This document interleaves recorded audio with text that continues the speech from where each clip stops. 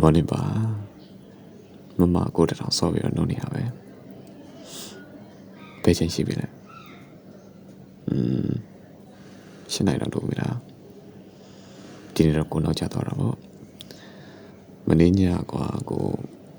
လောက်စီရများသွားလို့စားလုပ်နေတာလေညနေနဲ့နောက်ကျသွားတော့ကိုနောက်ကျသွားတယ်ဒါပေမဲ့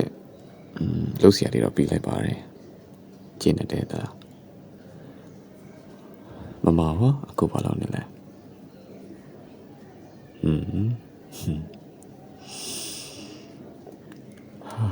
လာမောင်းဖတ်ထားချက်တော့ရန်နေရပဲဒီရပိုင်းနေတော့ရာတီအိုသူနဲ့လေးအေးလာပြီတလားမမလေးနေတွေ့တယ်နေချမ်းလာတယ်ဆိုရင်ကိုယ်သာပြောလိုက်ကိုလာဖတ်ပေးမယ်အများကြီးချစ်တယ်နော်တလားအပွား